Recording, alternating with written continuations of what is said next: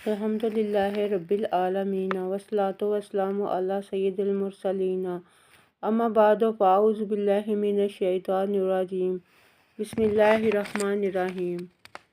اللہ عز و جل نے حضرت سیدنا سلیمان علی نبینا علیہ الصلاۃ والسلام کو وحی فرمائی کہ سمندر کے کنارے جائیے اور ہماری قدرت کا نظارہ کیجیے۔ آپ علی نبینا علیہ الصلاۃ والسلام اپنے مصاحبین کے ہمراہ تشریف لے گئے، مگر کوئی ایسی چیز نظر نہ آئی، چنانچہ ایک جن کو حکم دیا کہ سمندر میں غوطہ لگا کر اندر کی خبر لاؤ۔ اس نے غوطہ لگانے کے بعد واپس آ کر عرض کی، میں تہہ تک نہیں پہنچ سکا اور نہ ہی کوئی چیز نظر آئی ہے۔ آپ اعلیٰ نبینا علیہ الصلاۃ والسلام نے اس سے طاقتور جن کو حکم دیا۔ اس نے پہلے جن کے مقابلے میں دگنی گہرائی تک غوطہ لگایا، مگر وہ بھی کوئی خبر نہ لا سکا۔ آپ اعلیٰ نبینا علیہ الصلاۃ والسلام نے اپنے وزیر حضرت آصف بن برخیہ رحمۃ اللہ تعالیٰ علیہ کو حکم دیا۔ اس نے تھوڑی ہی دیر میں ایک عالی شان کافوری 4 دروازوں والا سفید سمندری گنبد لا کر سیدنا سلیمان علی نبینا علیہ الصلاۃ والسلام کی خدمت میں سراپا عظمت میں حاضر کر دیا۔ اس کا ایک دروازہ موتی کا، دوسرا یاقوت کا، تیسرا ہیرے کا اور چوتھا زمرد کا تھا۔ چاروں دروازے کھلے ہونے کے باوجود سمندر کے پانی کا کوئی قطرہ اندر نہیں تھا۔ اس سمندری گنبد کے اندر ایک حسین نوجوان صاف ستھرے لباس میں ملبوس مشغول نماز تھا۔ جب وہ نماز سے فارغ ہوا، آپ علی نبینا علیہ الصلاۃ والسلام نے سلام کر کے اس سے اس سمندری گنبد کا راز دریافت کیا۔ اس نے عرض کی، یا نبی اللہ، میرا باپ معذور اور والدہ نبینا تھی۔ الحمدللہ میں نے 70 سال ان کی خدمت کی۔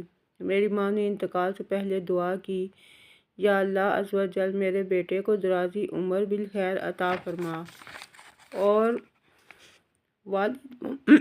والد محترم نے بے وقت وفات دعا فرمائی، یا اللہ عز و جل میرے بیٹے کو ایسی جگہ عبادت پر لگا کہ شیطان مداخلت نہ کرے۔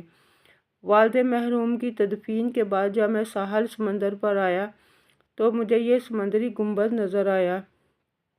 میں اس کے اندر داخل ہو گیا۔ اتنے میں ایک فرشتہ آیا اور اس نے اس گنبد کو سمندر کی تہہ میں اتار دیا۔ سیدنا سلیمان علی نبینا علیہ الصلاۃ والسلام کے پوچھنے پر اس نے عرض کی کہ میں حضرت سیدنا ابراہیم خلیل اللہ علی نبینا علیہ الصلاۃ والسلام کے مقدس دور میں یہاں آیا ہوں۔ حضرت سیدنا سلیمان علی نبینا علیہ الصلاۃ والسلام نے جان لیا کہ اس کو 2000 سال اس سمندری گنبد میں گزر چکے ہیں، مگر اب تک جوان ہے، اس کا ایک بال بھی سفید نہیں ہوا تھا۔ غذا کے متعلق اس نے بتایا، روزانہ ایک سبز پرندہ اپنی چونچ میں کوئی زرد یعنی پیلی چیز لاتا ہے، میں اسے کھا لیتا ہوں، اس میں دنیا کی تمام نعمتوں کی لذت ہوتی ہے، اس سے میری بھوک اور پیاس مٹ جاتی ہے۔ اس کے علاوہ الحمدللہ عز و جل گرمی، سردی، نیند، سستی، غنودگی، وحشت یعنی گھبراہٹ و خوف، یہ تمام چیزیں مجھ سے دور رہتی ہیں۔ اس کے بعد اس نوجوان کی خواہش پر سیدنا سلیمان علی نبینا علیہ الصلاۃ والسلام کا حکم پا کر حضرت سیدنا آصف بن برخیہ رحمۃ اللہ تعالیٰ علیہ نے سمندری گنبد کو اٹھا کر سمندر کی تہہ میں پہنچا دیا۔ اس کے بعد حضرت سیدنا سلیمان علی نبینا علیہ الصلاۃ والسلام نے فرمایا،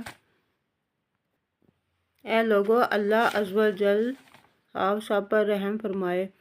دیکھا آپ نے کہ والدین کی دعا کس قدر مقبول ہوتی ہے۔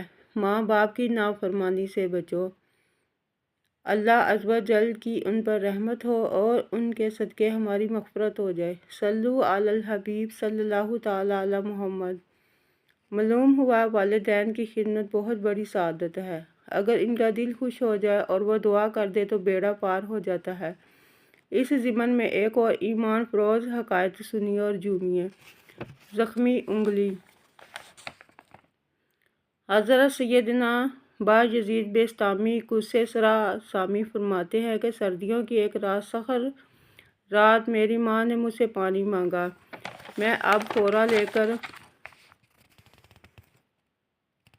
میں اب خورا یعنی گلاس بھر کے لے آیا، مگر ماں کو نیند آ گئی تھی۔ میں نے جگانا مناسب نہ سمجھا۔ پانی کا آب خورا لیے اس انتظار میں ماں کے قریب کھڑا رہا کہ بیدار ہوں تو پانی پیش کروں۔ کھڑے کھڑے کافی دیر ہو چکی تھی اور اب خورے سے کچھ پانی بہہ کر میری انگلی پر جم کر برف بن گیا تھا۔ بہرحال جب والدہ محترمہ بیدار ہوئیں تو میں نے اب خورا پیش کیا۔ برف کی وجہ سے چپکی ہوئی انگلی جو ہی اب خورے یعنی پانی کے گلاس سے جدا ہوئی تو اس کی کھال ادھر گئی اور خون بہنے لگا۔ ماں نے دیکھ کر فرمایا، یہ کیا؟ میں نے سارا ماجرا عرض کیا تو انہوں نے ہاتھ اٹھا کر دعا کی، اے اللہ عز و جل، میں اس سے راضی ہوں، تو بھی اس سے راضی رہ۔ اللہ عز و جل کی ان پر رحمت ہو اور ان کے صدقے ہماری مغفرت ہو۔ صلو علی الحبیب صلی اللہ تعالی علی محمد۔ ویڈیو اچھی لگے تو لائک کریں، شیئر کریں۔ اللہ تعالیٰ حافظ۔